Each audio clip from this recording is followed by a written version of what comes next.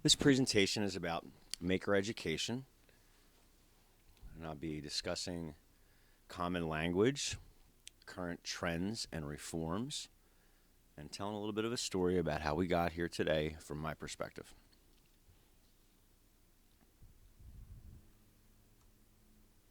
I've been in education for 19 years, classroom teacher, taught grades middle school and high school, and then a couple different temporary gigs down as low as kindergarten, and also teach in the undergraduate and graduate level.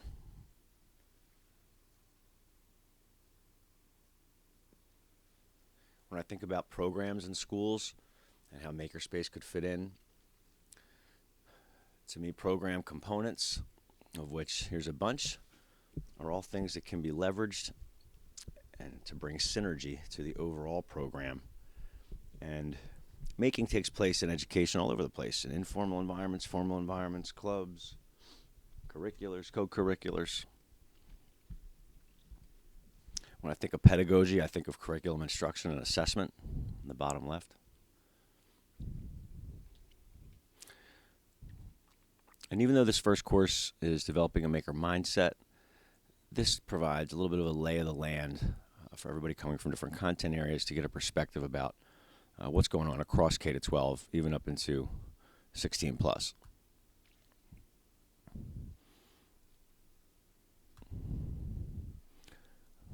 There's a picture of me with my favorite teacher back in third grade. I think I used to try to guess what she was going to wear and plan out the same kind of outfits. How creepy is that, huh? I remember I went back to find her years later. She remembered me. She's awesome. Elaine Mendelo.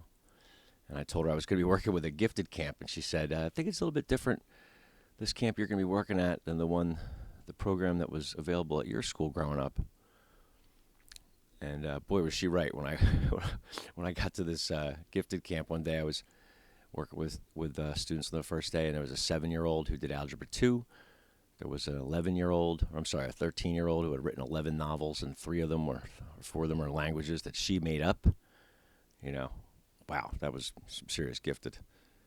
It was interesting when I met a bunch of the parents from that gifted program, too. They were most concerned with their kids making friends, the social aspects of it, trying to make their kids have a positive view of school. And we'll come back to that later because it's not really the focus of this presentation, but it came up in class, so it's worth mentioning. Some changes going on at the college level. We see more degrees, even right here in New Jersey, that deal with making. There's always been a K through 12 technology education certificate you can get at TCNJ, and also an elementary ed, an iSTEM, which is a dual certification, so you can be an elementary ed teacher, and by the end of your 4 years, come out with a high school physics cert as well. Fastest growing major at that college's campus. I teach an undergraduate course there called, it's an intro to design course, and we learn about the design process and skills for the design process in the first half of the semester. In the second half, we do a series of design challenges and put those pieces together and document work in engineering notebooks, mostly 3D products. And I remember a few years back, it was the first time that I had students that had never really used a hot glue gun before, and I found out when they were taking white Elmer's glue with the orange tip and putting it in the back of the glue gun, the liquid glue, because it fits right in the hole. And, you count back 10 years from those college students, and that was the time Common Core came in for math and language arts literacy. And to do well in standardized testing, a lot of schools were in Jersey where kids were said to be experiencing 1 hour or less a week of science due to double blocks of math and language arts literacy.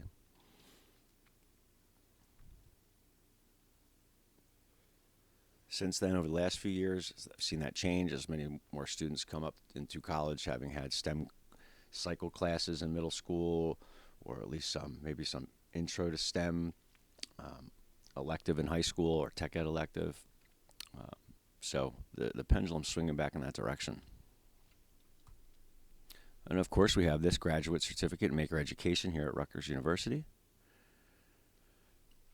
And it should show the trend here. This graduate cert is about bringing people together from different content areas and making them the point person who understands how maker is a way to unite educational goals across programming and be able to speak that common language around the district. I'm not going to play this video, but I'm going to ask you to stop this video that we're on now and find the link to this video in the description. It's also posted on Canvas. You can watch this video. It's 8 minutes long, and it's excellent. A lot of people are showing it on back to school night in their districts to parents.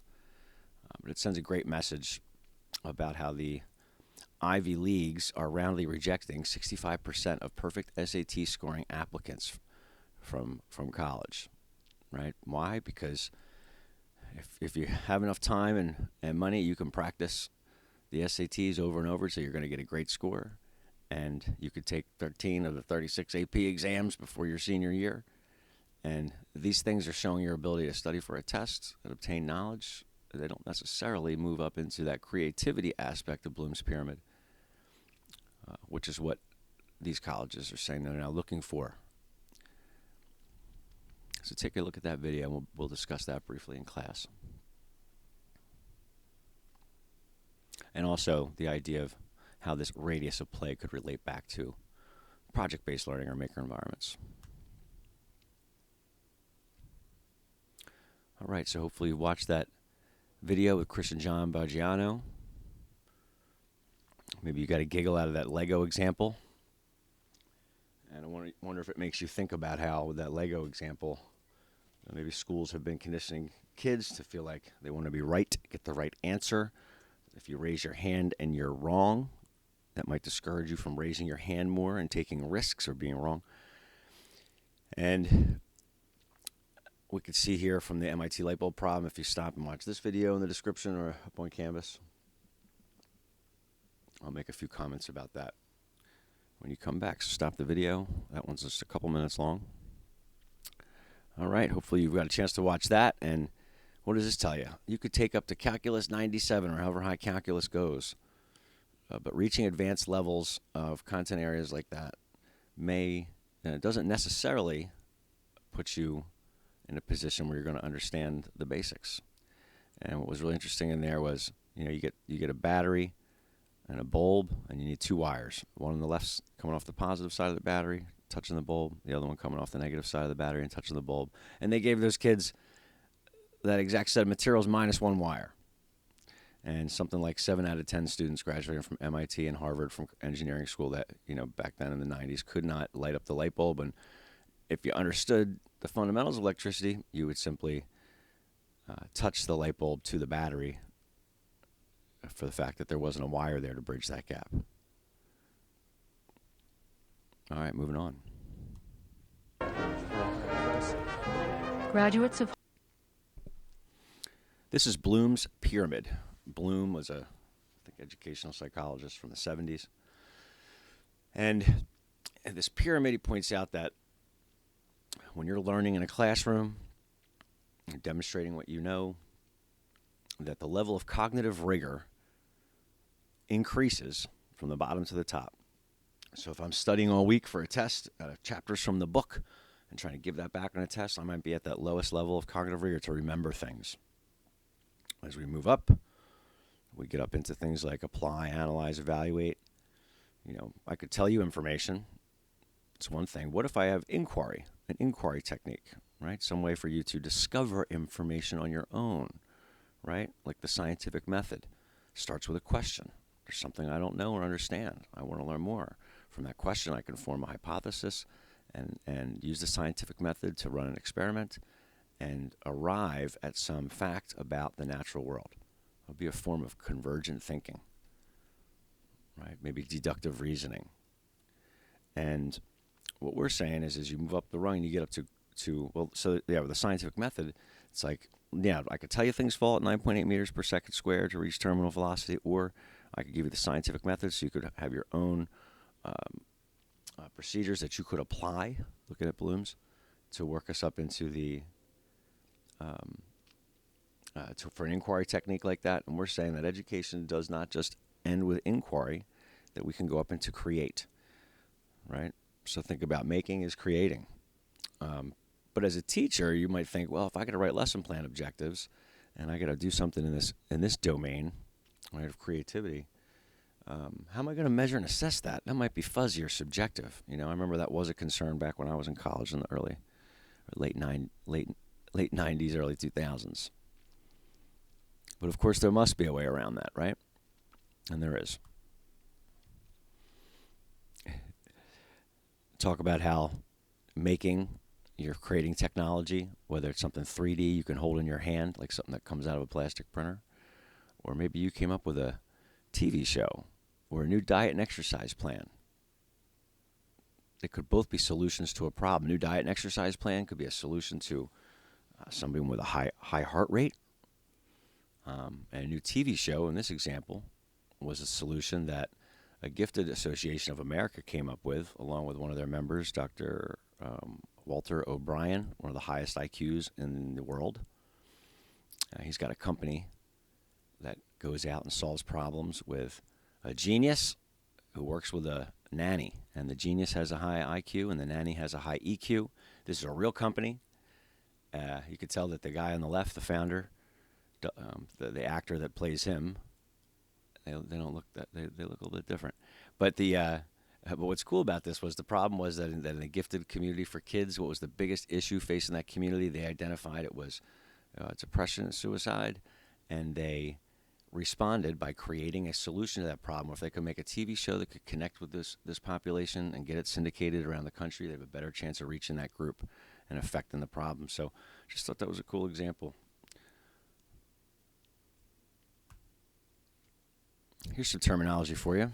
We're going to get into STEM here in a second, but the term iSTEM, integrative STEM, this comes out of Virginia Tech, where they have a graduate program in integrative STEM education, and you can get your doctorate in that there.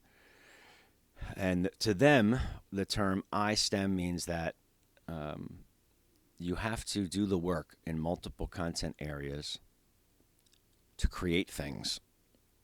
The things being created are considered technologies. The engineering part is the process of creating something new that has value, and it's not limited to STEM. So if we go into their definition, it's about you could add any other letters you want to this, but it does involve having to do the work of different content areas in order to arrive at a solution. Right. So this is where the TCNJ's degree got their name for the elementary iSTEM program there. And it is very common for teachers to learn how to do units with their students, where the unit kicks off with some type of real-world problem, which gives us the reason to have to go do inquiry so that we can learn things through inquiry that we can apply later to the creation of some solution to the problem. And, just to get maybe also to mention with STEM and STEAM, right? We know that there's both great terms, and I think that in the beginning there was no federal funding available for the arts, and so all the big grants that went out for research and money that funneled down into schools all dealt with just the acronym STEM. And when people write RFPs or fill out grants, they put that language back in their proposals, and so we did see a big distinction out there in those acronyms. But I think everybody's trying to get to the same spot. These slides show you some examples of engineering by design. It's a product out there from the International Technology and Engineering Education Association. Their K-5 curricular units called TEAMS. You can see here it's like STEM with an extra E for environment. And these are some of the themed units. But integrative stuff is more than cross-disciplinary. It's not just it involves different content areas. It's that they're actually all being used and meeting standards that way to come to the solution for a problem. And you can see here with these different units how they cross into the technological world, which we learn a lot about today in Standard 8.2 in New Jersey, the Computer Science and Design Thinking Standard. They're talking about the grand challenges of engineering here. We know that those are still being used, the grand challenges, but they're also talking about the UN sustainability goals, kind of like these big overarching areas that different problems can fall within. You can see that environmental context, math, science, and this chart is bigger. Actually, there's a language arts literacy category as well. School is a technological solution to a problem, right? Somebody created the school system for some reason. Before I mention Earth, Life, and Physical Science, let's talk about how school was by design. And let's talk about how those designs may or may not be solving problems. When the idea of a public school system came about,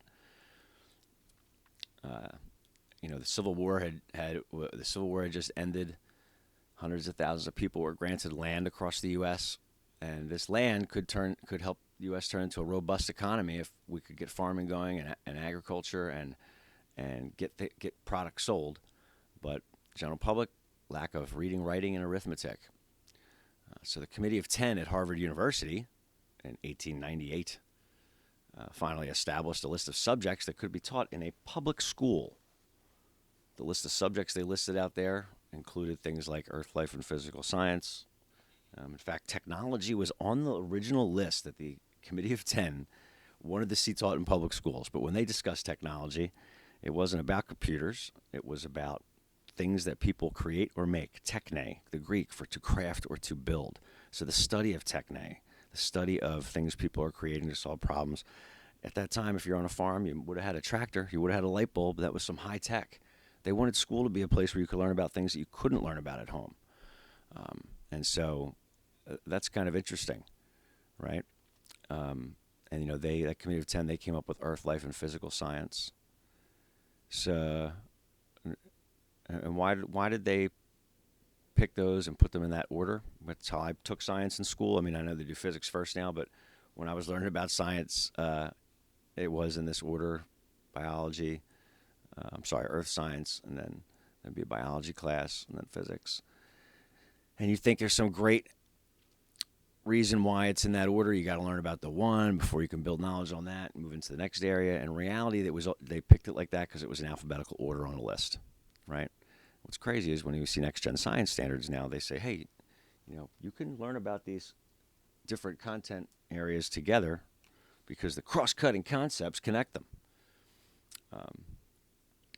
We also know, of course, with next-gen science standards, they added to Earth, Life, and Physical. It's now Earth and Space, Life, Physical, and a fourth core discipline, which was engineering. And there's a couple standards for that, again, that spiral from K to 12. Those engineering standards are really an opportunity to bring those things together. But just talking about how school is a product that was designed to solve a problem, and it continues to be that. Why do we have summers off? Right? We know because they wanted students to be able to get out of school and go work on the farm. Right? Today, we still have that vestigial organ in education, and there's a lot of institutional inertia like that, of things that are left behind from previous designs that we're stuck dealing with today.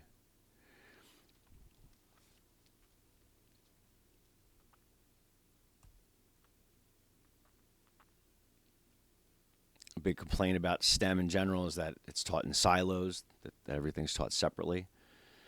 And that is a big shift, is to try to teach more things together if possible, right? And so I just want to talk about the word STEM, where it came from, because it is simultaneously the most ambiguous, pervasively used acronym probably in education. And interestingly enough, I remember I was at a board meeting in a school district up in North Jersey that wanted to put a multi-million-dollar addition onto the building, a second question in the budget. And at the board meeting, the superintendent was grilled, hey, what's with this STEM addition? Where does this word even come from? And he says, well, it stands for science, technology, engineering, and math. And the audience says, yeah, we get that, but what's the big deal? Why? What's the impetus? Where's this coming from, And the superintendent had a hard time answering that question. And that doesn't bode well for the audience, right? You don't have to know too much to come off as an authority on the subject. And so some of this common language and background information is really good for that. People want to understand what these changes are about and what's in it for them. And you can let people know that the term STEM is an acronym that came from the National Science Foundation. In 1998, their portfolio of federal money that corporations could apply for in those 4 areas, science, technology, or math, had amassed into a budget of $2 billion that companies could apply for, right? And they decided to just put all 4 of those different areas of federal funding under one umbrella and streamline that conversation. This had nothing to do with education at the time. It was just for corporations that wanted to get assistance from the government or subsidize things like research and development. A pool of money that big was never available before, so that's got a big splash, right? In 1998, they weren't using the term STEM yet. The National Science Foundation pictured a bunch of academics around a table in D.C. They referred to it as the Mets pool of money, the Mets. And people quickly realized that they may not have known that there was a baseball team called the Mets. So if you look up articles about STEM prior to 1999, you're not really going to find any. You're going to find articles about Mets. You'll even find articles about SMET, which was the next acronym they went to, which unfortunately sounded too much like the word smut. So they had to rearrange the letters one more time to the chagrin of the people at the table because they thought that the arrangement of the letters might, which ones went first in the list here, it might suggest the importance of them. And but the rest of the world finally found out about STEM when they settled on that acronym in 2003, started to use it all over the place. And we asked the question, why is the federal government funding STEM research for corporations? Well, in 2009, President Barack Obama said this will make America stronger. This will perpetuate economic growth. Well, how's giving money away to these corporations going to make America stronger? And maybe you've guessed it or you know the answer already, but it has to do with patents. Because if I can fund your company's research, your company can discover more information, learn more about science, find more out about what problems are out there, needs and wants in the world, and they can create products that can be sold, products or services that can be sold to the country. And those products or services are going to get taxed, right? The income that comes in will get taxed. That should benefit America as a whole. It should create jobs, bring in more money, and if you have an idea that you came up with and is your idea, you get it patented. You protect it with a patent, right? Look at the states in the United States that are the biggest patent leaders. Those came from, a lot of that comes from the subsidies into research, into the things that they've patented. California, obviously known for its patents in Silicon Valley, right, in the tech world. Texas, known for medical instrumentation patents. New York, financial patents, right? New Jersey. This statistic is older. By the way, this statistic is from a slide from Harry Roman.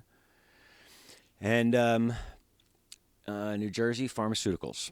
It's where the highest concentration of pharmaceutical companies are in the United States, right there up in North Jersey.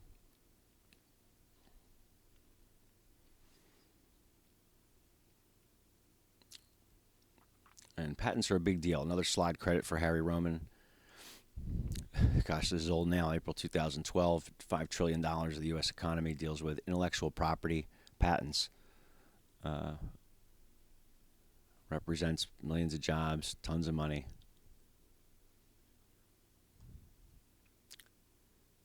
New Jersey, always a patent leader. We're known as the invention state, not the garden state now. Now, of course, when we get patents for things, we can sell those products and make money. And unfortunately, through competition, 40% of patents that get created are actually bought and then buried by a competitive company, right, to keep your product out of the marketplace and stop the competition. That happens all the time. And so a lot of what drives people, I think, in the patent industry may be making the money, right, in a capitalist society. But it's great when you talk to little kids and you ask them why they want to create or make things. It's because they want to help people. They want to make somebody's life around them better. It is interesting to look back at that fact from 1998 and all that money that was available. That in 1998, that was the first time that a pharmaceutical company brought 6 drugs to bear in 1 year in the marketplace. That had never happened before. I'm not going to list the names of those drugs, but you can look them up and you'll be familiar with probably all of them. They're very common names of drugs used across the United States today. And how much can each of those drugs bring in? If you get a good chunk of the population on one of those drugs, paying for them monthly, on them for the rest of their life, we're talking about you making a lot more money than the utility companies. Billions. Right? So where the most money stands to be made is the greatest amount of competition and some of the most cutthroat business practices. So, you should find that interesting. Pharmaceutical companies, what they're allowed to do. They're also the only ones, the United States and New Zealand, the only two countries that you can have commercials for pharmaceutical drugs on television where you see them and then go ask your doctor about it, as opposed to in other countries where your doctor's the one that makes you aware that there are drugs that could help you. All right, back to here we go. In this TED Talk, Amy Smith, we're not going to watch the video. You could look it up if you want. You don't have to. But she asked the question in the beginning, what is the leading cause of death in children under the age of 5? And people guess things like malaria, drowning, dysentery, etc. And what's nuts is, according to the statistic, the leading cause of death in children under the age of 5 globally, you'd think we would all know the answer to this, right? If it's not happening at your back window, you may not be aware of it. It is the respiratory-related illnesses caused by exposure to indoor cooking fires. And what are cooking fires started with? If you don't live in the United States, more than likely, if you're starting a fire outside in a third world country, it's going to be using either dung, trash that washes up on the beach, or pieces of tire. A little chunk of tire can burn for hours. And if you're doing this inside, it could be like smoking a pack of cigarettes. Smoking multiple packs before breakfast. This is a concave disc made of concrete. It's a couple feet wide. It's got an aperture coming out the middle with a pot that can, and there's a bunch of broken mirror chunks on the surface of this concrete dish. In China, they sell these concrete dishes for next to nothing. They're subsidized. Concrete is subsidized in China by its government, kind of like corn is subsidized and found in everything here in the United States. Over there, it's concrete. And you can get your hands on one of these to boil water in 10 minutes. They work, but they weigh 200 pounds. And I don't think it's very convenient, and that's why they don't get utilized. So here's a problem right out there that's millions of people are suffering from, if not billions, and it's a real problem. It affects life, in fact, children's lives. You'd think people would be trying to solve this problem, right? Well, not if there's not a lot of money in it yet. Right? It's not going to get much attention. So they sent a bunch of freshmen from MIT over there. A bunch of freshmen from MIT and said, get to understand this problem and can you come up with a better solution? And these students developed a Mylar dish that weighs less than 2 pounds, does the same thing using what they call appropriate technologies or raw materials that can be obtained locally in that area. Pretty cool, right? Pretty cool. What's this tell us? That there's plenty of problems out there that can be solved. It's just whether or not there's motivation to do so or incentive. And how do you, if you did invent something new and it's your idea, how do you prove it? Well, you document everything you do in a big blank book called the Engineering Notebook, right? And there are standards for writing for a patent about how you can get, how you have to keep your book. But imagine that your science journals and labs, are subsumed into a book like this. This book goes into the starting, you're going into the beginning at what the problem is and speccing it out with a design brief, and then working your way through all the research and things you do to discover information, and then all the designs you have for something. And then even if you can't actually build it and test it, if you can prove your concept enough to the patent office within this book, you can obtain patents for things that may not even be able to be built yet.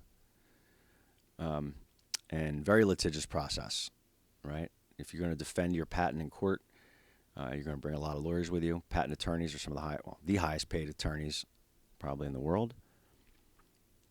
And you think about the engineering notebook for a little clip that might be used in your closet, for example. Some manufacturing company patented. That might be a 17-page engineering notebook, the patent for that.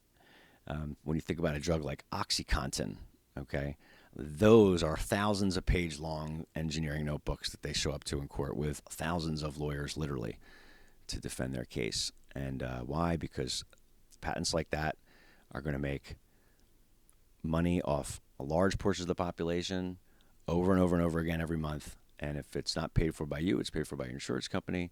that's going to, or through subsidies from the government along the way, the corporation is going to make a lot of money. What's cool is that if we're talking about pedagogy and assessment, curriculum instruction assessment, if we're doing assessment of project-based learning or maker education, we can assess students with a document we call an engineering notebook. It doesn't follow the exact same process as you would in industry, but it does model most of it, and it's a really great way to collect evidence and documentation and work from students throughout each step of their design process, so that that stuff you collect at each step can all contribute to grades, not just the final product at the end. And we can also, of course, assess multiple content areas, because there's going to be writing involved and calculations, and information has to be discovered and applied from different content areas through the design process. There's a little elementary engineering notebook. Maybe the kids are decorating their engineering notebook the first week of school, personalizing it. A lot of the stuff kids have to do anyway in elementary school, writing, keeping things in a straight line, writing outlines, practicing their numbers, labeling things, color coordinating, page numbers. This is all great stuff you're going to have to do anyway in elementary. You could do it within the context of a first-year engineering notebook. It's funny because the engineering notebooks in elementary are often like these blank books, just like they are in industry. And maybe you're stapling pages into them chronologically as you go through with outside documents. Typically in middle school and high school, we're creating pages of, instructional, what do you call them, worksheets or handouts or packets.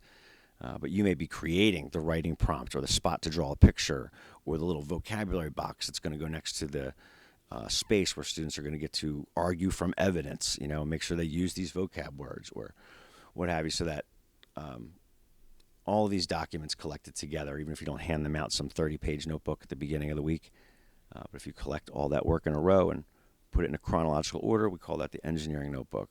Subsumes science journals, lab reports, etc. So in the acronym STEM, we're going to talk about each one of those letters a little bit and see what some trends and issues are.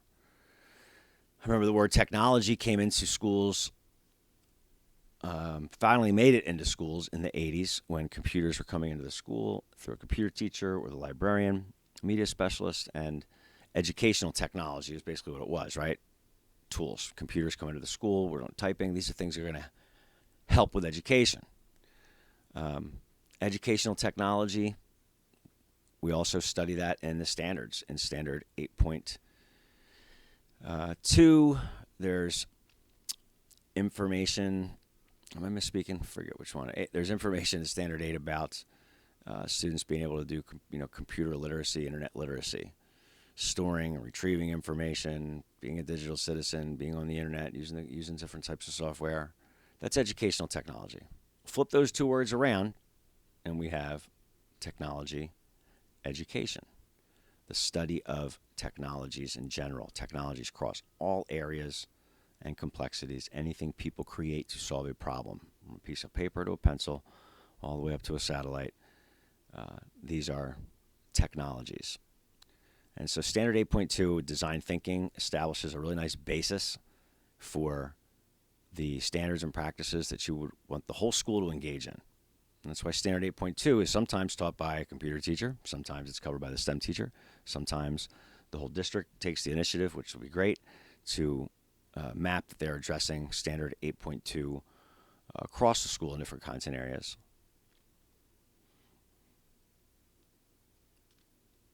And we're doing a little bit of that now in our first couple classes as well.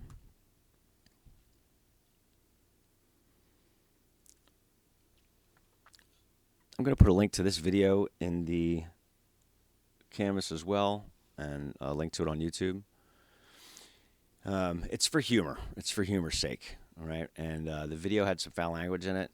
It's been bleeped out, and it's like a really old comedy routine. And in the comedy routine, this comedian talks about, what would happen in a world one day where all the smart people died, right? And he tells this little funny clip here.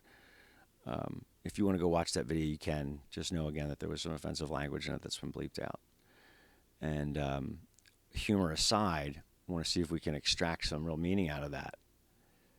So you can go take a look at that. I think it's just a couple minutes long. And we'll talk about that later in class. All right.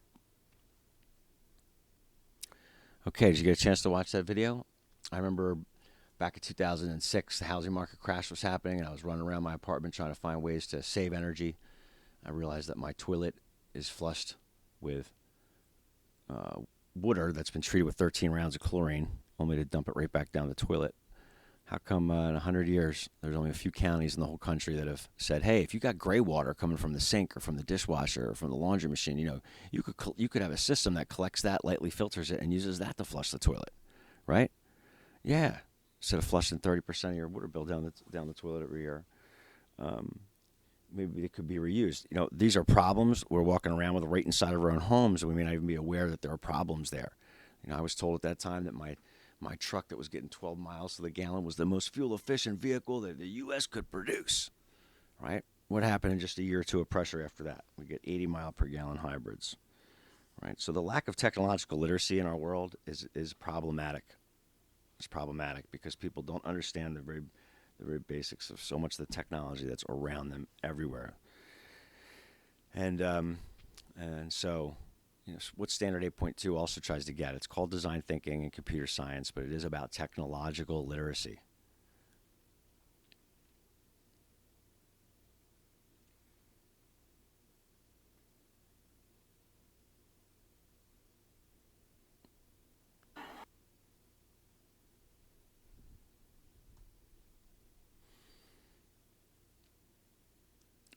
Coming back here to Bloom's Pyramid, we mentioned it a little bit back in the beginning of the presentation, but when I pull some words out, some verbs that would go with creating things, you'll see language like this: brainstorm, invent, innovate, imagine, design, prototype, model, redesign, draw. And if their students are asked to do stuff like that, a creative act like that at any time, you can give them parameters for what it is they're giving back to you so that it's something that you can document and measure, meaning that you could give grades out for things like this as part of a design process.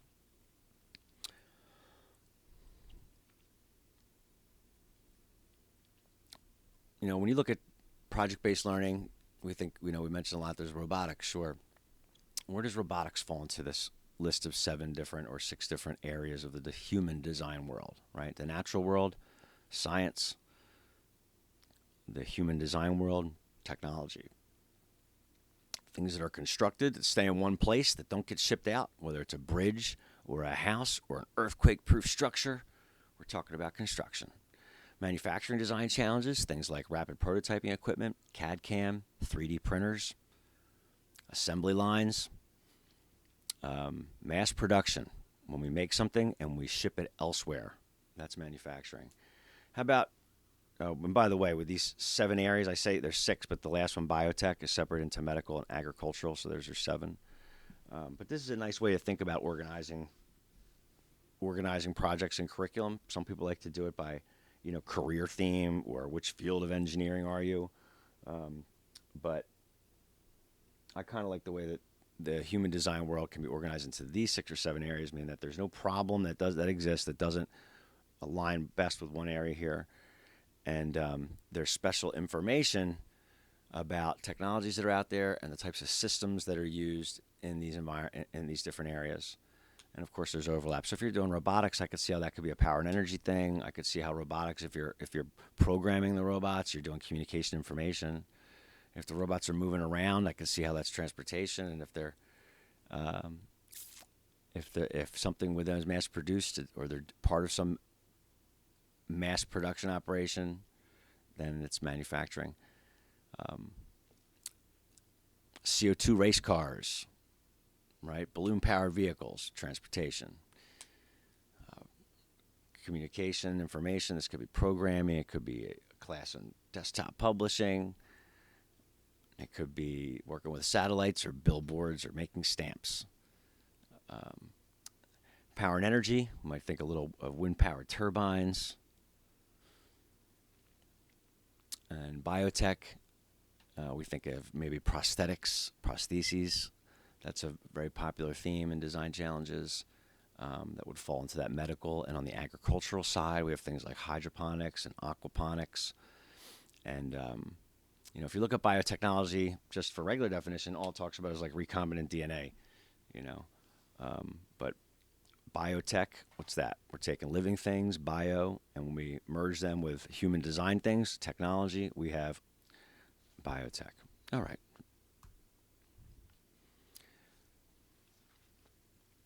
Defining technology. This happens during standard 8.2, and obviously anything that's you're trying to accomplish in a design challenge or to create or make something, it's gonna be considered a piece of technology, right? And so establishing some definitions for technology with students is important because it's a lens through which they will begin to observe everything moving forward and be able to analyze anything moving forward. So all technologies have similar things in common and can have a similar nature. And what I mean by that is, for studying technology, we're studying the human design world. People create things, stuff, product systems. We create things. Why? Because we want to solve a problem, not a math problem, but a real world problem. Right? So real world problems are subjective. They're based on people's needs and wants, right? But if we can take people's needs and wants and write them out in a way that is measurable, meaning that, hey, we know what your problem is in some measurable way, so that if we create a solution for it and put it out there into the world and use it, apply it, can we see if we get back some change in that measurement, right? I've got a bridge. That bridge needs to span a gap and support a weight of at least 30 pounds. Great. Now I know I have to make a technology. It's going to be a bridge, and I can measure how many pounds it holds if I crush that bridge to failure, right? Technological systems. Systems is another term. Maybe when you put two technologies together, it's a system. Think of a sticky note. The paper's a technology. The rubber cement on the back is a technology. You put the two together, we've got a system.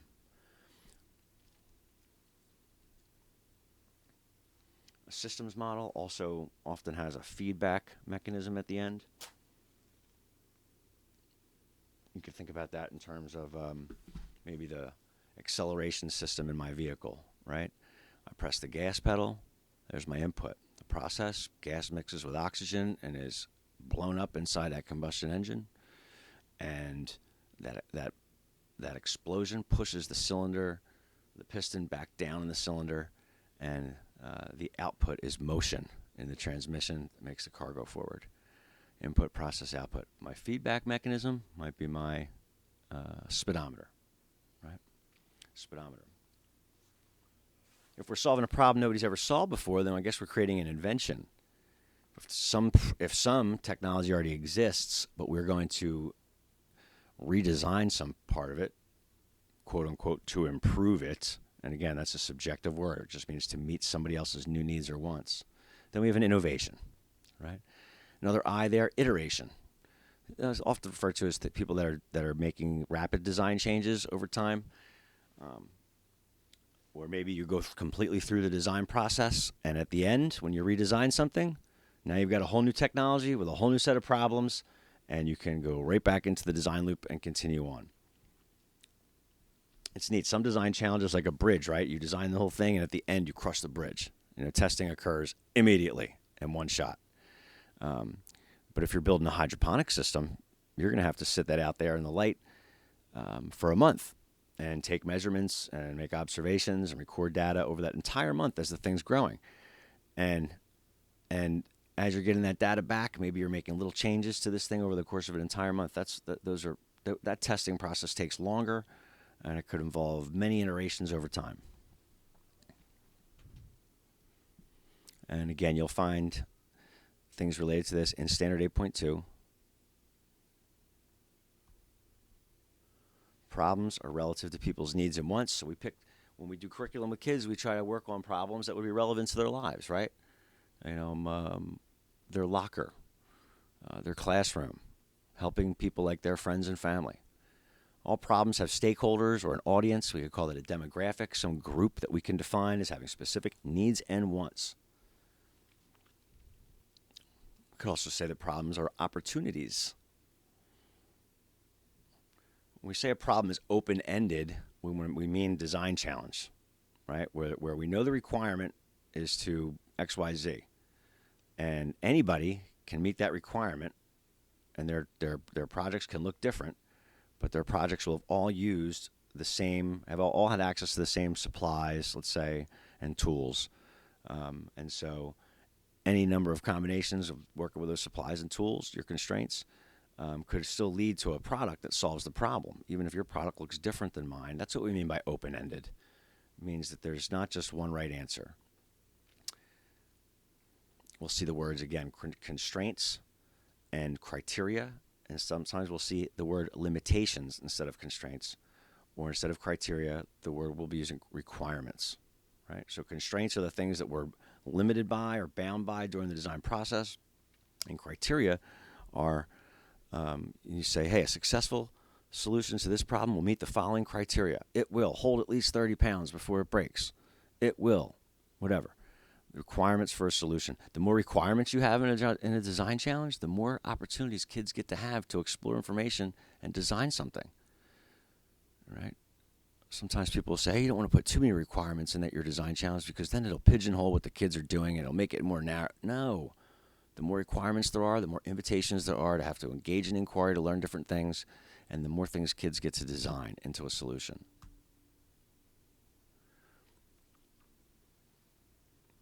Some other aspects, standard 8.2, that there is a nature to technology. And the nature meaning that all technologies will embody some of these same characteristics, which is one of the rate of technological innovation increases exponentially over time. What does that mean? Maybe we wrote on cave walls for hundreds of thousands of years. Eventually, we were writing on tablets that we can move around.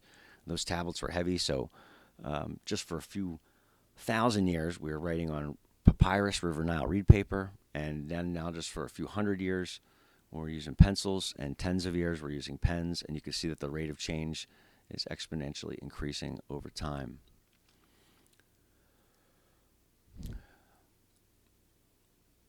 We'll also use a term called the 7 inputs of technology. This goes with constraints. We mentioned constraints before, things we're limited by. On a design challenge, design brief, you might see constraints like, oh, you can work with 2 people in your group, and you have 3 days to do this, and here are the tools you have, and here are the materials we have to work with. So the 7 inputs are the potential all the categories that you could potentially be drawing upon to produce a solution.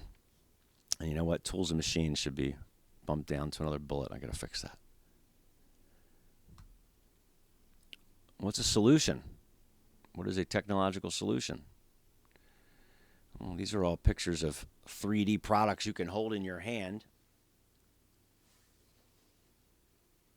They could all be considered solutions to a problem. I think a bridge is constructed because it stays in one spot. Snowboards and toothbrushes, they're manufactured. They're shipped out elsewhere. But they are all products and systems that could be solutions. But you could think of a technological solution to a problem by our definition. It could also be things that you don't hold in your hand necessarily. Something on the internet, a new play, you write a new law, anything that you create that's supposed to be put out there into the world so that it can be addressing needs or wants would be considered a technological solution.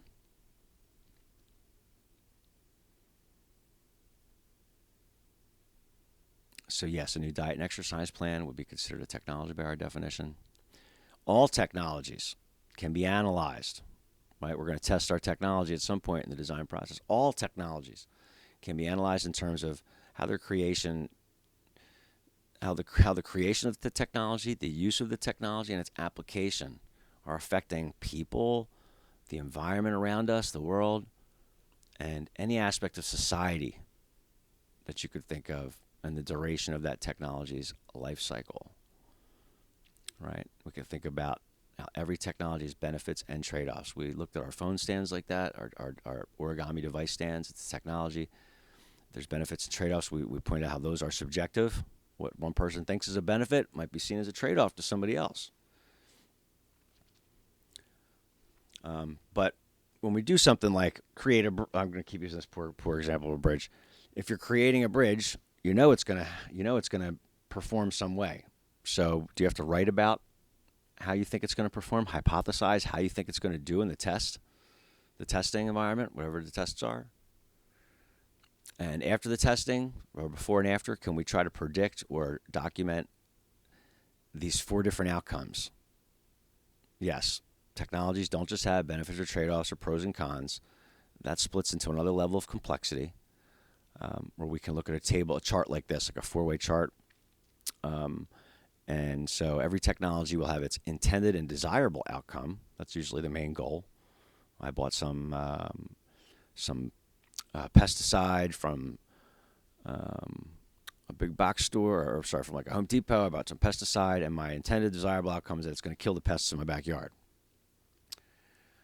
But I also found out that if I put this stuff down, that none of the kids can play in the backyard for 24 hours.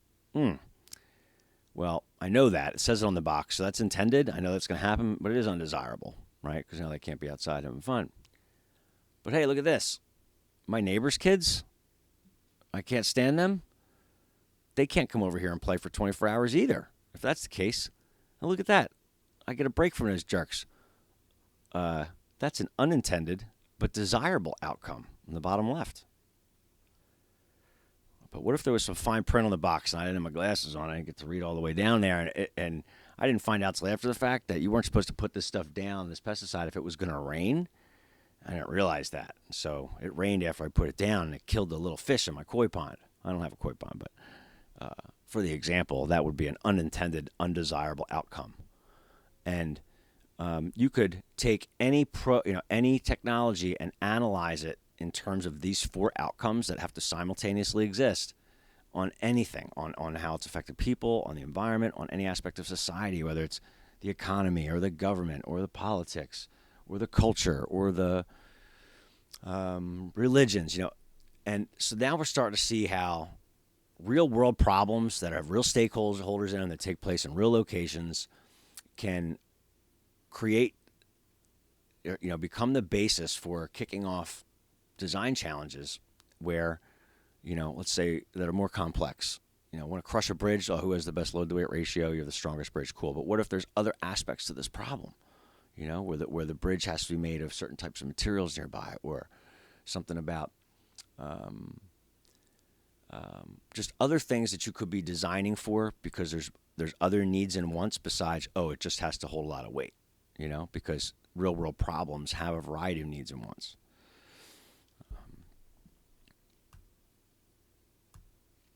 We're getting toward the end here. I know this has been long. Thanks for sticking around for this and trying to absorb this information. Probably hearing some things you've heard before, and maybe some new stuff. And hopefully this is helping us make this lens that we're going to start to view things in this course through, have some higher resolution, and we'll keep increasing that resolution each week until we have mastery. When we get to the E in STEM, we can look at the E as a capital E. A lot of people do. And they think, well, they must be trying to make every kid into an engineer, which is a vocation. And while that is what the E represents, the word engineering, we think of it, and in education, the E represents the little e, which is engineering design. What is engineering design? It's this design process. Whether you got a 5-step model or a 20-step model, they all start with having a problem in the beginning and ending with testing and redesigning something. And that act of solving a problem with this professional process, right, modeled after what engineers might do in the real world, that's engineering design, right, with a little e.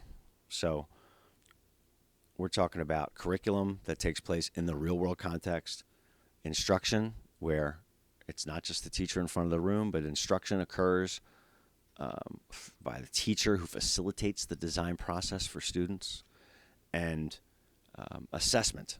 Assessment is something that can happen at each step of the design process, not just based on the product at the end or a test. Of course, making doesn't, in the continuum of making activities and curriculum, we have a room kids could just walk into, and I want to do something, and I got some problem, I want to solve it, I get to use this space. Well, great. Even if you don't have the whole engineering design process, maybe as the teacher I could help you frame. I only get to work with you for a little bit. Maybe we could frame a design brief together, so that we can write this problem out in a measurable way, so that after you create this thing you want to make, we can have a way to test it to see if it's quote unquote successful.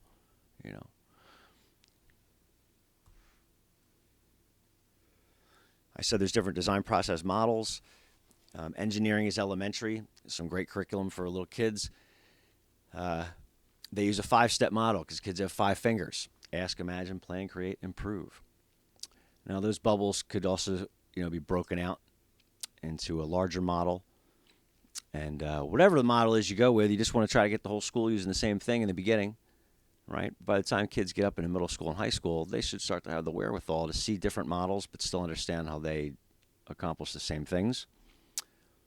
And so ask, if we look over at the second model on the right, ask starts with state the problem. And it might even subsume research underneath there. So if I'm giving you the problem in the beginning, now you're finding out about this group of people or this real world problem, and they have a situation that they want to change and they need a technological solution. And so now you got empathy for this group. If you got to establish empathy at the beginning, right?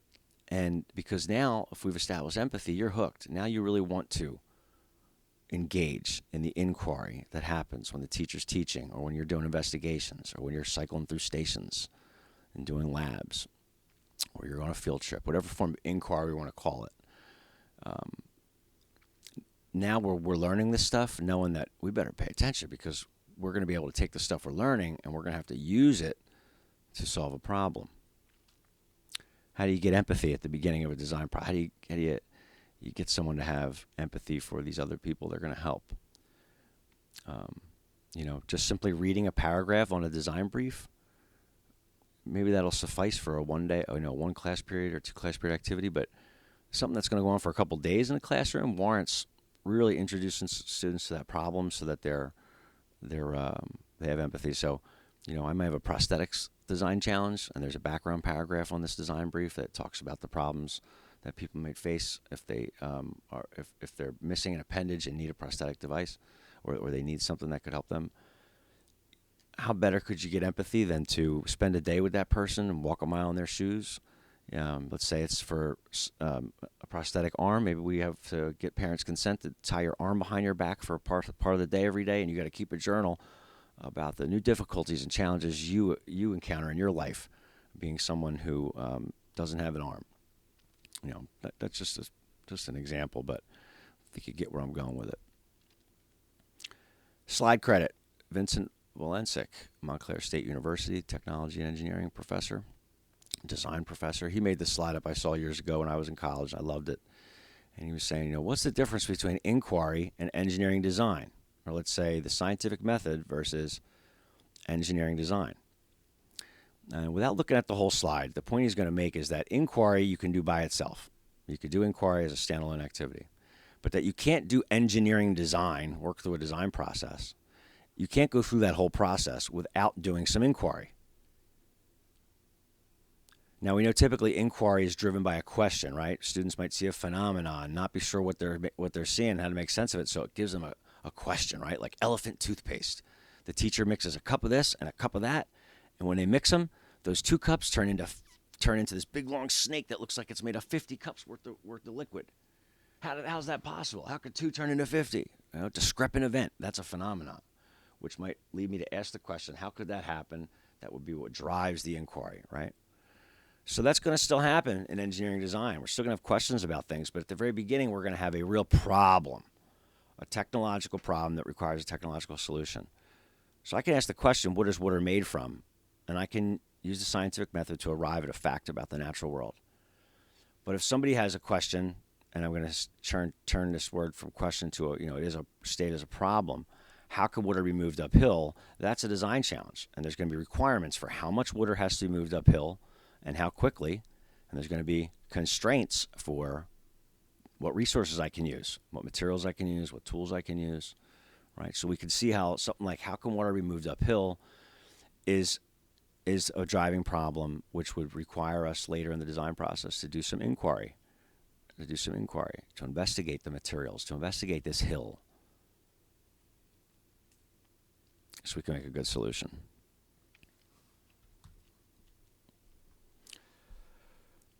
If we think back to that term iSTEM and how projects can become the basis for integrating multiple content areas and work within those content areas and even allow you to assess multiple content areas. Here's a phone stand somebody created, and you could tell they put some cups down at the bottom there. And what the point of that is they're creating an echo chamber, right? A little amphitheater where the sound waves can come out of the phone speaker at the bottom, and the waves will be amplified. The waves will get bigger as they bounce off the plastic of the cups. So that's a sound amplifier they made there, right? And an acoustic amplifier. Now, you all did the phone stand activity. If you haven't done it, the idea is that you have to find some group that you can make a better hands-free phone stand for. And I put some requirements there. Can you improve the form? Can you improve the function? Now, let's just say I had put a requirement on this challenge. Let's just say I had added a requirement for you to amplify the sound in some way, right? To amplify the sound. If that's the case, and let's say this wasn't a 1 hour challenge, but this is something I was going to do over multiple days, I might have put that little requirement in there to amplify the sound because there's a middle school physical science, that's MSPS 4-2, a middle school physical science standard. They don't call them standards and next-gen science standards. They call them performance expectations. Because you're actually performing, like you're engaged in a verb of some practice, and you're engaged with content around that practice, and that's how you're performing for the teacher, right? And so every standard or performance expectation in NGSS is written out as this big statement in black, and in the statement there will be you'll clearly see a verb that describes one of 8 possible practices. I'll show you I'll just flash the practices here. So basically, here's 8 practices: ask questions and define problems, develop and use models, plan and carry out investigations, analyze and interpret data, use math and computational thinking, construct explanations and design solutions. Those are big ones, right? Put together there. Engage in argument from evidence, and obtain, evaluate, and communicate information. Okay. So those are 8 practices, and what they're saying is there may be hundreds of science standards, even though there could be 1,000 on there, but there's many of them. Any one of those standards that you pull out, you're going to be able to find that standard is actually some kind of content from Earth, Life, or Physical Science or Engineering that is then wrapped around one practice, right? So that's kind of like the hack. And the same thing in math and language arts literacy. There's only a handful of practices that all of the standards are based around. And when I look at these 8 practices, words like develop and use a model, design solutions,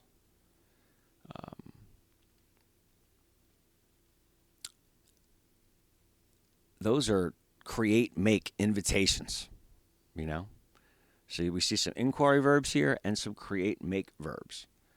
Well, if there's going to be a ton of standards that are guaranteed to involve creating and making, not just discovery, well, that kind of warrants having a space in the building where you could make things, hence a makerspace. But back to the idea of this design challenge, if I had added a requirement in here for making the phone stand louder with some acoustic amplification, I might have done that because I know maybe I have the science standard that says students will develop and use a model to describe that waves are reflected, absorbed, or transmitted through various materials. Right? Now, the thing in red is just a clarification. It tells you like how far you can take the statement, how far you can take the standard, because these standards do spiral in NGSS, meaning that you'll see the standard written out this way here for middle school, 4th grade, but by the time they're in high school, the same standard will become more complex.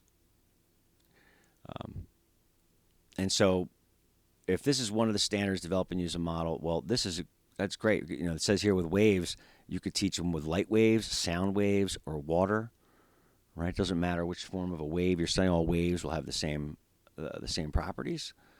And so if that was a requirement in my design challenge, that's a great opportunity for me if I was going to use the design process.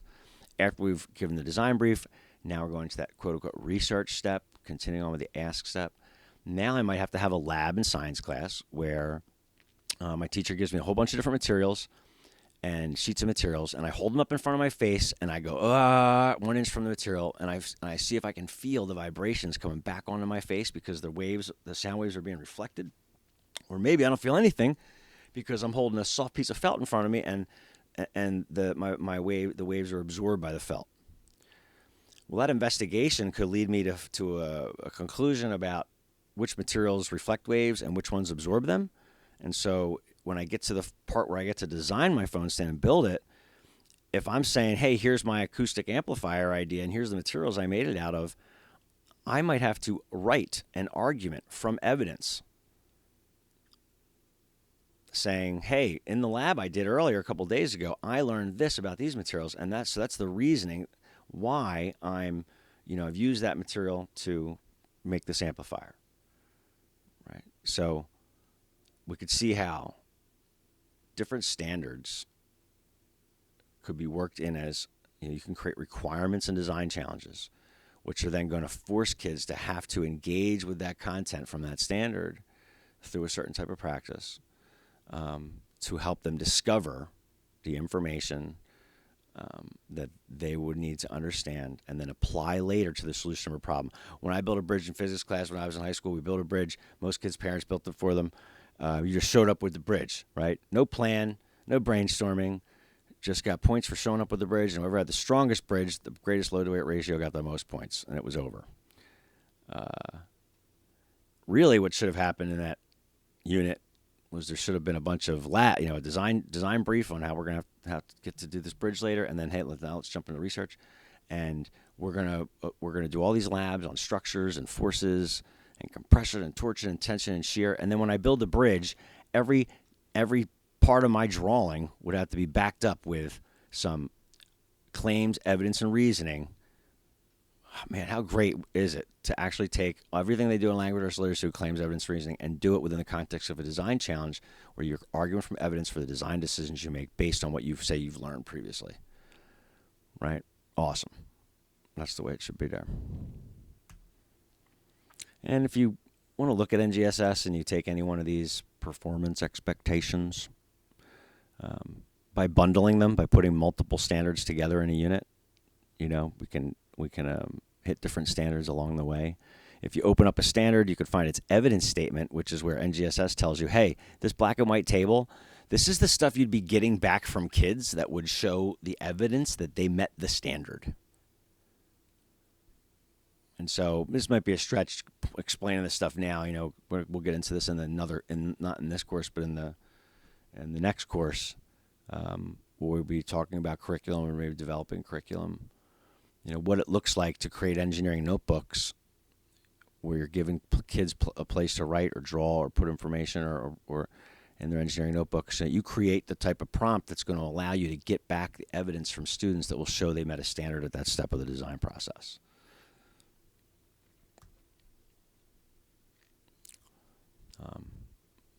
And so this is where NGSS again creates this opportunity to have much longer units that bundle standards together instead of addressing them one at a time on a standardized test.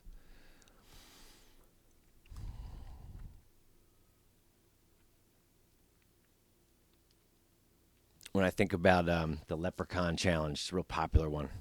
I think somebody made it, put it up on Teachers Pay Teachers, and then it got bought by Lucky Charms or something like that, and it's this thing like, how are you going to catch this leprechaun? There's a book out there too about leprechauns and how they're stealing people's lunches at the picnics, and it's a problem, And so in this children's book, you get introduced to this problem, even though it's based in fiction, and in addition to the problem, we're going to have empathy for these poor people. We're getting their picnic stolen, and there's going to be all kinds of fake science about leprechauns that is introduced in the context of the story, right? And so the storybook is actually, the literature is actually kind of like the design brief. Like it's what kicks off the introduction to this whole design challenge. And so we define a problem there, right?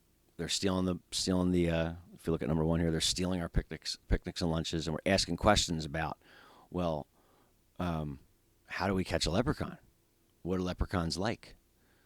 We need to learn about leprechauns so that we can make a trap that would attract them. The students are going to develop and use models. They're going to end up making a model of a trap. They're going to conduct investigations. They're going to analyze data. They may be extracting this stuff from the story.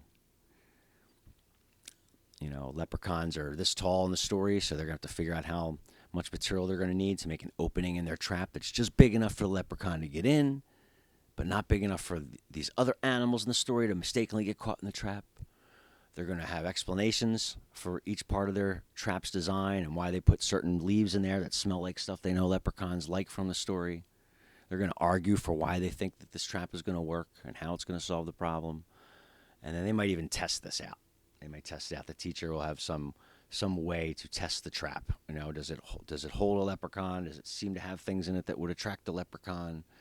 I haven't actually looked at one of the design briefs from these, but I just know it's like so popular. And you can see how there's a chance to engage almost every practice of the 8 in that one unit. And so there's got to be more than one standard, right, that we're going to be able to hit, especially if we're going through that many practices. Pretty cool. Look at this overlap in this Venn diagram. Common Core Math is in red. Common Core Language Arts Literacy practices are in yellow. And the 8 practices of science and engineering are in blue. And the Venn diagrams overlaps show where the practices are either identical or very similar and go hand in hand.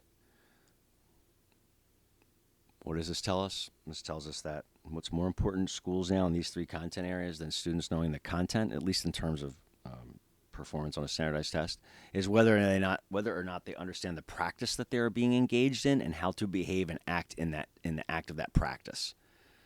Right? So if students know how to develop and use models really well, maybe they can take data and turn it into a graph. That would be making a model out of data. Right? Or maybe they can make a leprechaun trap as a model. And in both those cases, if they understand what it means to model something, then when they see maybe content you didn't cover yet in class, it's okay because they know how to engage with any kind of content in the act of a practice. And that's what we're finding out for both of those standardized tests. And I'm sure the same thing, and we know the same thing is applying now in science. Hey, why do we need a maker space? Because so many of our standards and the practices within them have verbs that suggest creating or making, not discovering an inquiry. So, more and more reason why, as part of the curricular day, the academic day, we need spaces to make things.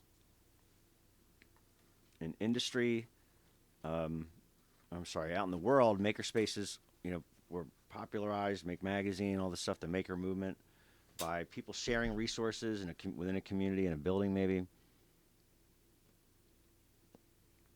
I joined a place called The Hive down in Philadelphia where they had all this cool equipment. I could pay a monthly fee and I could show up there. I knew some of the people, but it was like cool. We were a community space to make things. And in school, it's kind of tougher to just have an open maker space, right? You got a room full of stuff, whatever that stuff is. Kids can't just roll in and start using things, right? There need to be some form of curriculum, some introduction to the space, how to act, what you're doing, what you can touch, what you can't, if there's no specific class. But curriculum gives us a chance to introduce students to things in a logical way, and progress at a speed that we like, so that they can eventually become more and more autonomous within a makerspace, right? But this idea of like, if you build it, they will come. They might come, but you'll be micromanaging every single individual in there. We're going to skip over this idea of a design brief right now. We'll talk more about pedagogy and things like curriculum, instruction, and assessment. Maybe how facilities fits into that. We'll use this design process, especially at the middle school level. And I like the way this is broken out, where they separate ask from research. And before research, you move into brainstorming. Think of this how, this design loop, these steps don't have to take equal amounts of time. That's for darn sure. You might pace your unit out by you going through steps of the design process with kids at a certain amount of time. But imagine that this research step could be way bigger than all the other steps put together, right? This is where most of the original teaching and inquiry and investigation takes place. The design loop is a loop because it just keeps going around, because every new solution creates new problems. And you can also go backward and forward in the loop at any time. But you just see a lot of curriculum structure in a linear process. Stanford has a nice, the design thinking curricula or design thinking courses they offer for business professionals, and it's popular, man. People go away for 2 weeks, pay $10,000 to go experience design thinking for 2 weeks and get them out of that convergent mindset and into the divergent one. And it's about human-centered problem solving. So their first step isn't called identify the problem, it's called empathize, right? And their next step, define, that's what we call research, discovering information. Ideation means brainstorming. Prototype, when we put the thing together. Testing, when we find out if it works or not.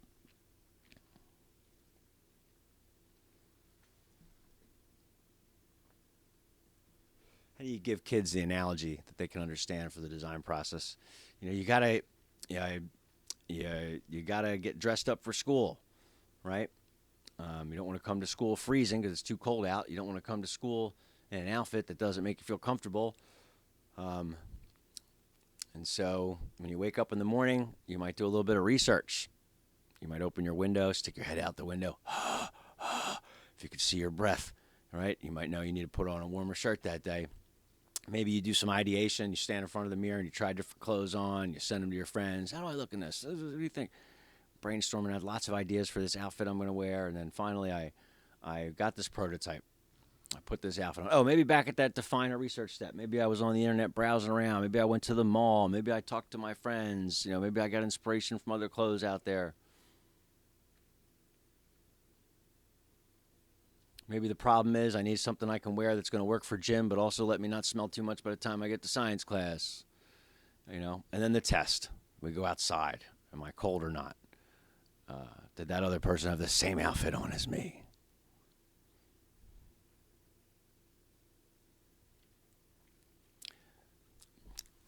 This 3-bubble loop is what they say in Next Gen Science Standards. Their version of the design loop, they call it the research and development cycle, and they boil it down to 3 bubbles. And so if you do look at the engineering standards in NGSS, there's three or four of them depending on the grade band. And basically the first standard deals with define, the second standard deals with develop solutions, and the third standard deals with optimizing. And so again, we see design process being used in Next Gen Science Standards, just with some different language. But again, by the end of middle school, especially by high school, students should be able to easily look at these different models and see what is similar about them and what is different.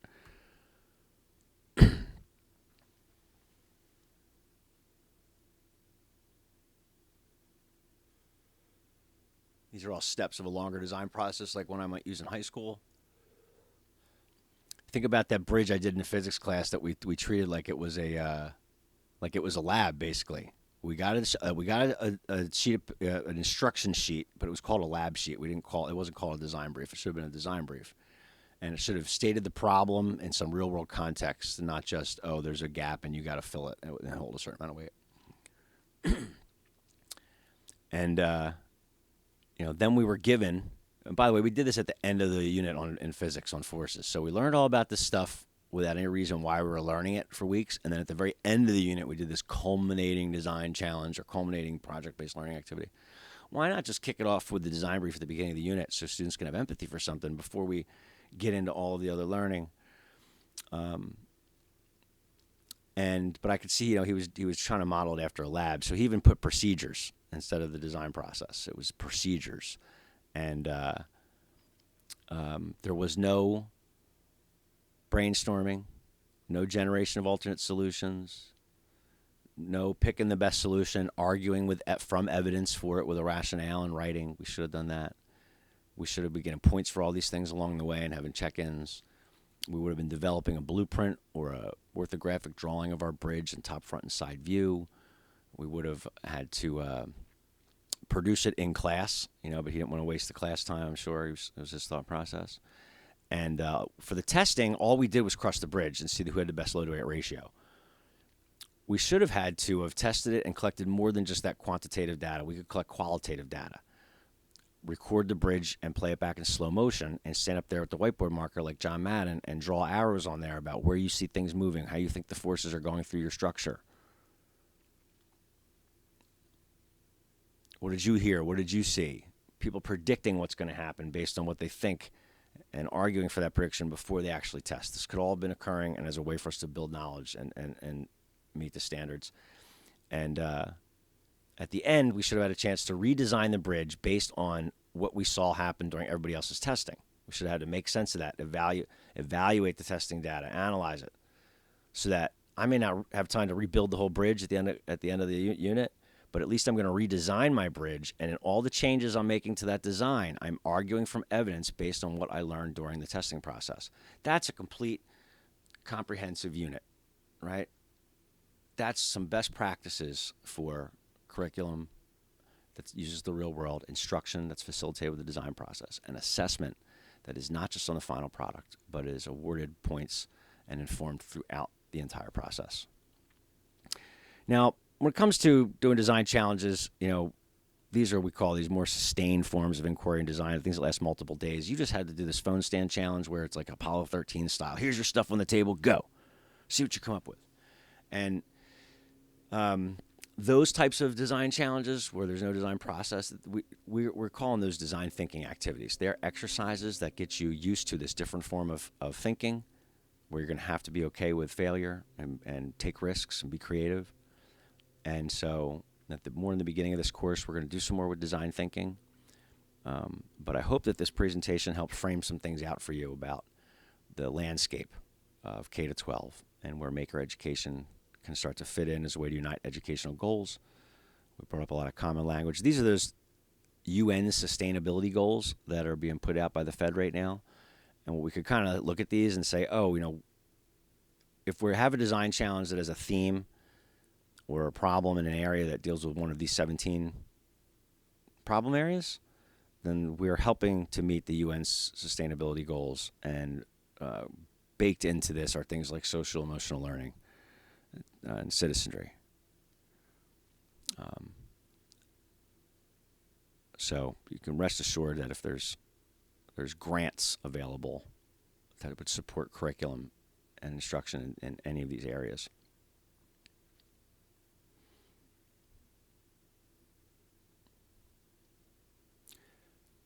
Some best practices might be to start putting up the common language for a design process in your classroom and have other people sharing the same language. It is an extra investment of time to feel like at every grade level we're trying to insert these things, but it'll be less the next teacher has to do that next year. And in a few years, we could change the whole landscape of the school.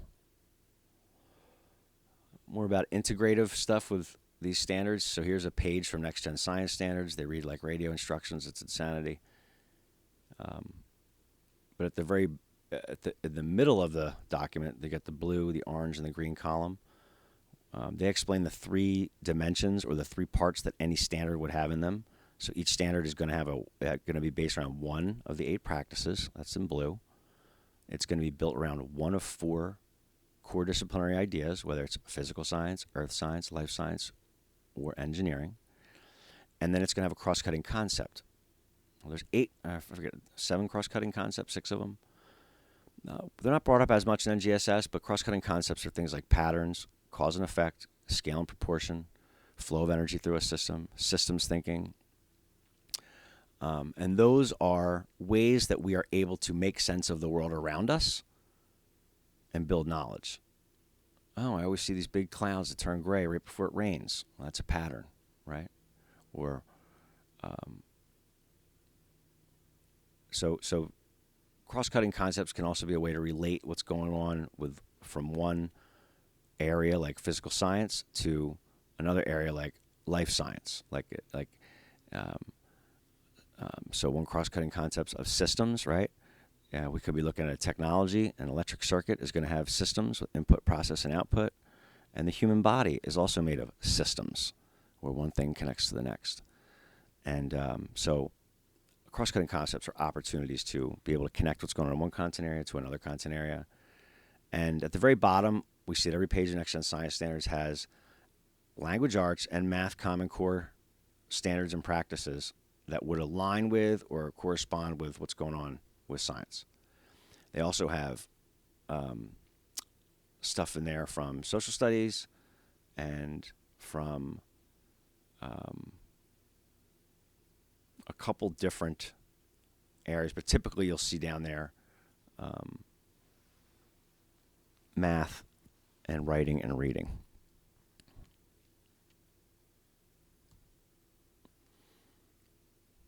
Here's a breakout of the practices from those three areas.